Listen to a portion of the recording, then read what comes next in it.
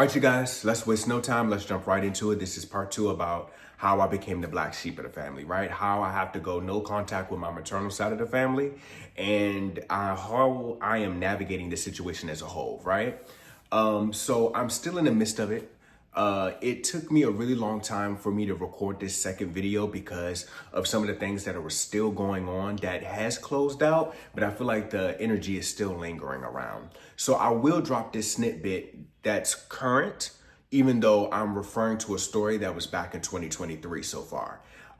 My sister decides to use a coworker of mine, which happens to be an individual that she's close with, to send that first YouTube video to my supervisor saying that I'm antagonizing her and I'm picking at her, right? It's so crazy how narcissists play this manipulation game where you were the target the entire year and then months later now they can magically turn into a victim because the truth is being revealed and nobody's believing the lies anymore, right?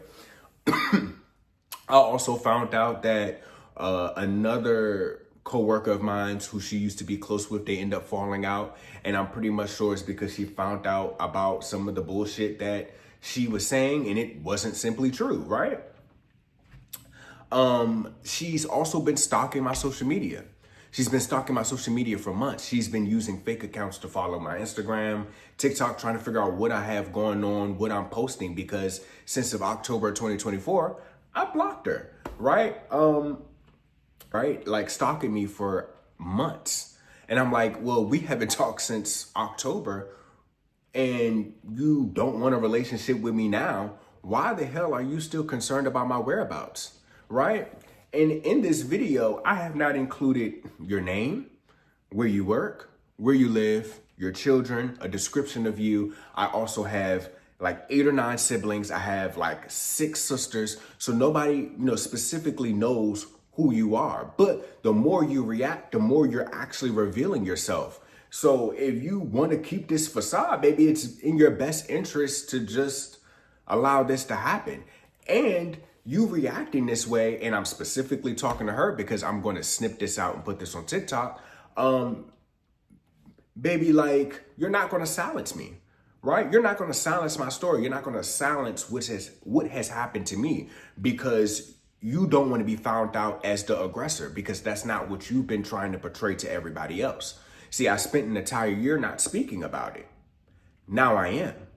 And now you're upset and that's why you're retaliating. And I'm not going to stop. I'm going to continue to tell my truth, whether you like it or not, So let's jump right into where we last left off, right? So where we last left off is that we end up finding out that she cheated on her wife. I remember this part really vaguely. My sister sends a coded message to me in the morning and I call and I'm trying to figure out what's going on. I'm trying to figure out why they've been getting into an argument.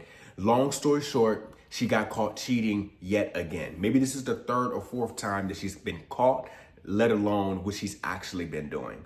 One of the things that I've also realized about her is that I'm pretty much sure this has something to do with my parents splitting when she was young and right around when I was born, that she had lost a great deal of self-esteem because the man in her life was no longer the man in her life, right?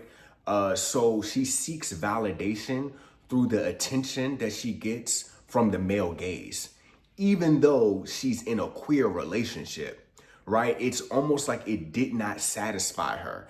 And I also believe that she is not completely queer. I don't believe that at all. And I know queer is on the spectrum, but I don't want to get into the specifics because she's going to try to throw a temper tantrum again.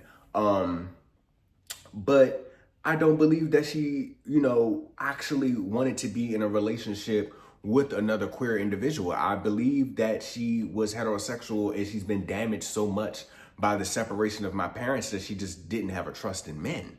Right? And then she saw my mother step into her queerness, which was also a part or a reason why my parents separated. And that's just a whole nother story for a whole nother day. And I think she just kind of follows suit. Something that she also suffers from is that she really doesn't have a personality of her own. She kind of just if she's not competing with somebody else in a particular topic or subject or something like that, she is copying them, right? She would hear advice from an individual and then regurgitate that same advice as if it was her original thought, which behooved the hell out of me, because I'm like, baby, we all were present 2 weeks ago for that conversation. How are you just regurgitating these words as if this came from you and we all know where this came from?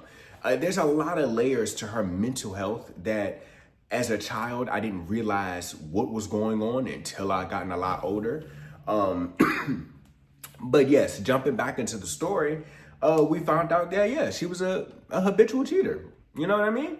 And that caused a separation, right? It was a lot of tension in the house for a while. But at the time, you know, I was trying to be in the middle until my sister curated this narrative that she was just being attacked on a day-to-day basis, right? She was the victim in this situation, even though she was the cheater, right? So she would purposely put her ex-wife on speakerphone in the background while she's cursing her out because of a situation that she actually started, right? In the midst of them doing these arguments back and forth because they were, you know, trying to get trying to separate. Immediately after, I would say like a week after they separated, she is already jumping bones to the next individual, right? So we're gonna call this individual colored contacts. She starts to bring color contacts around the family quite often, right? She brings color contacts to Thanksgiving dinner. She's bringing color contacts to family night. So this is a thing that also made me realize that I may have to take a step back from them, is because when we started to hang out more, we started to realize who we were as adults, right? It's one thing to have a perception of who your parents are, who your siblings are, especially your older siblings when you're younger. But now when you're an adult and you realize that these people are just fucking garbage, you know, it starts to put a lot of things into perspective. So I started to realize that, you know, these are not the personality types that I'm going to be able to get along with. Simple as that. And I will have an individual story for each person later down the line. But right now we're focusing on this situation. So she started to bring color contacts around to, now that I think about it, she brought color contacts around before maybe that situation even transpired. Because I'm thinking actually that when she found out that she was cheating, it wasn't in October, because it was a birthday party that I had attended where she invited color contacts around, right? And we started to see her a lot often. Color contacts also happens to be in this whole clusterfuck, right, that is going on that I won't even approach, okay? But she's getting dragged into the midst of my sister's bullshit as well. She started to bring her around, like I said, to Thanksgiving. She started to, you know, she started to show up to all the family events, and we see her for a short period of time. This is something that I also noticed about my sister. She always has to put on a face that she's moving on, or she's not hurt, or what she's done, she doesn't have to be fully accountable. Remember when I said that she, you know, curated a facade as if she was the victim and she was consistently being attacked by her ex-wife because she cheated, right? Along with the lying, right? And I'm not sure if I mentioned this, but she's also a pathological liar. And it's to a degree where you can both be looking at the same object and she would clearly tell you that it's a different color, or that's not what you're looking at. Or she would make up an entire story about whatever that piece came from, knowing that that's not the actual truth, right? And it's a day-to-day thing for her. To like this day, everybody just kind of just runs over it, right? Yeah. So now she's like showing color contacts off to the family as if she moved on and that she's bigger and that she's better and this, that, and the third. She's coming off very grandiose. You know what I mean? If I'm using that word right, and like showboating her like this is my new piece. But this is also a cycle for her. those things never usually last, right? Those things never usually stick around for too long. Her little situationships, they kind of just die off, and then there's a new one, and then they die off. And which something I also didn't understand about her was, why in the hell would you bring around, you know, your new piece, and you're still married, even though you're separated. And two, you're bringing them around so soon. Like, you would only talk to these people for maybe a week or two or something like that. And I can go into even deeper stories, but that's unrelated to what I'm trying to explain here.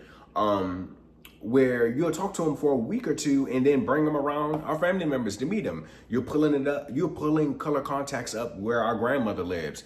You're pulling color contacts up where our parents live, right? You're showing color contacts where your friend lives. And I'm like, you only been talking to color contacts for a short amount of time. You really don't even know who color contacts is. So why in the hell are you introducing her to all these people and all of these addresses? Because who is she, you know, behind closed doors? Our grandmother lives by herself, and you having her pull up to her house. Even after she told you, don't do that, I don't feel comfortable with that, you still do it. You just be sneaky about it. Baby, you are a grown ass woman. Like, just respect the boundary. Didn't understand that. So she brings her around, right?